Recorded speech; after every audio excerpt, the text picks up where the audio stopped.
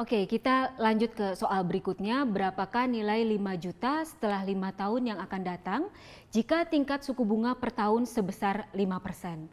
Kita bisa hitung secara manual dengan menggunakan rumus perhitungan ini dengan menggunakan kalkulator, atau kita bisa menggunakan Excel.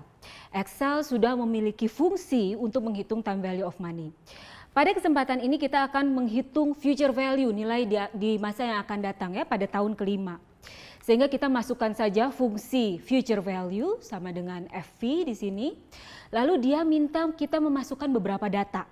Kita lihat di sini ada data yang sudah kita ketahui. Kita tahu bahwa rate di sini adalah 10%. Kita masukkan rate di sini 5% di soal ini 5%. Lalu NPER ini adalah periode. Periodenya adalah 5 tahun. Lalu di sini ada fungsi PMT. Untuk sementara ini fungsi ini akan kita abaikan dulu karena PMT ini berarti payments yang kita lakukan beberapa kali. Misalkan kita memiliki arus kas yang muncul beberapa periode, tapi ini pada kesempatan ini karena kita masih single cash flow, kita abaikan dulu.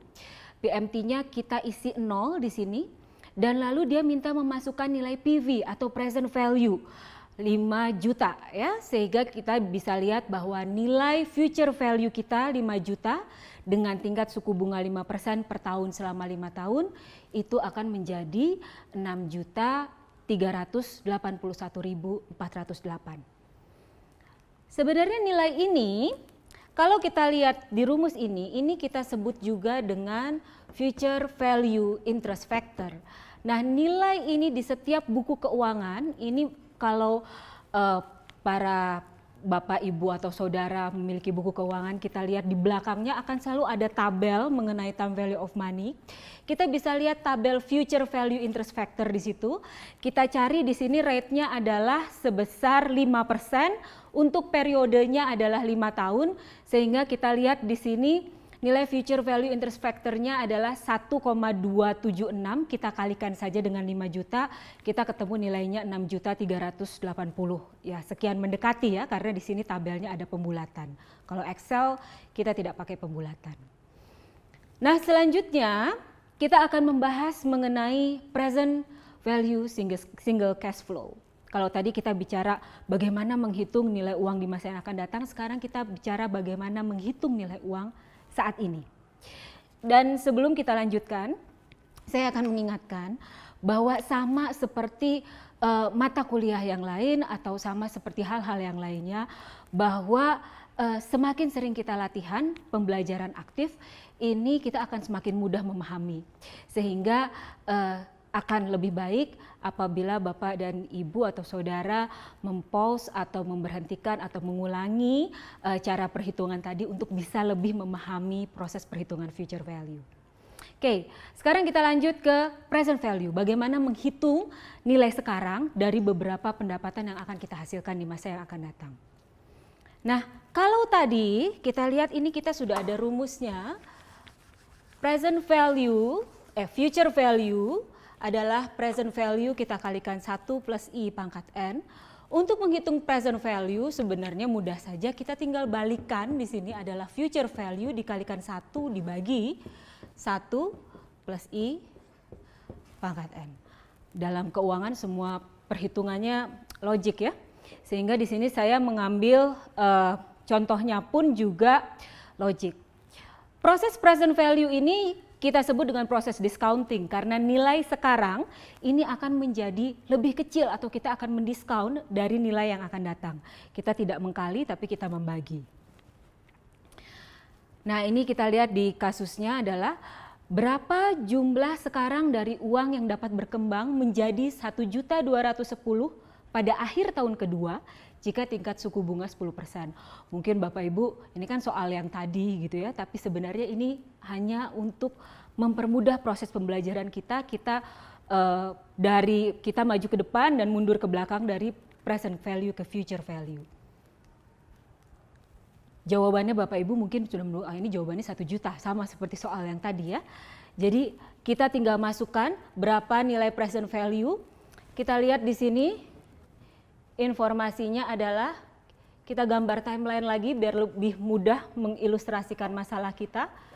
Di tahun kedua kita punya 1.210. Kita ingin tahu berapa nilainya pada saat ini jika tingkat suku bunganya ini adalah 10%. Ya, jadi di sini kita present value kan di tahun ke-1, kita present value kan nilai di tahun ke-1 ini adalah 1.210, kita bagi dengan 1 plus 10%. Ini nilainya adalah 1.100.000. Dan nilai 1.100.000 di tahun ke-0 ini adalah menjadi 1.100.000. Kita bagi dengan 1 plus 10%, nilainya menjadi 1 juta. Sehingga kita bisa gunakan rumus ini, hasilnya akan sama, kita masukkan 1.210.000 di sini. Kita kalikan dengan 1 plus 10%, pangkat 2 akan menghasilkan 1 juta. Atau kalau kita menggunakan Excel, kita juga bisa menggunakan fungsi present value. Kalau tadi kita menggunakan fungsi future value, sekarang present value. Kita ketik sama dengan PV, lalu dia juga akan seperti tadi minta beberapa informasi, kita masukkan tingkat suku bunga, rate, yaitu 10%, N per-nya atau jumlah periodnya adalah 2, paymentnya seperti tadi kita kosongkan dulu, tidak ada. Lalu dia minta future value. Future value-nya ini adalah 1.210.000 nilai yang akan kita hitung dan kita akan menghasilkan 1 juta. Atau sama juga kalau Bapak Ibu punya buku keuangan, kita buka buku keuangannya, lihat di lembar belakang ada tabel present value interest factor. Present value interest factor itu adalah ini. Ini adalah present value interest factor.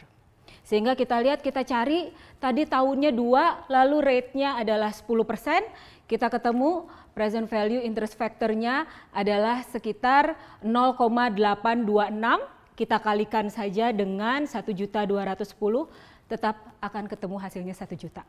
Jadi banyak jalan, dari mulai yang manual, kita memakai rumus, kita menghitung satu-satu, kita melihat tabel, ataupun kita melihat Excel, hasilnya akan sama.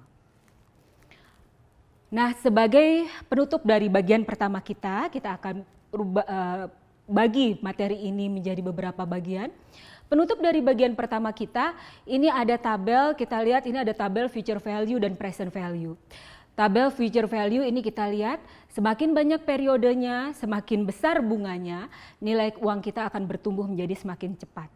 Namun demikian juga dengan present value, semakin besar tingkat suku bunganya, maka nilai uang dari masa depan ke masa sekarang itu akan menurun dengan lebih cepat. Demikian materi kita pada bagian pertama ini.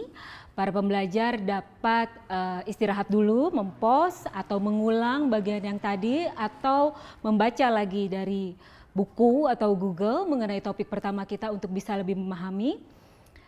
Sampai nanti kita bertemu pada bagian berikutnya. Terima kasih.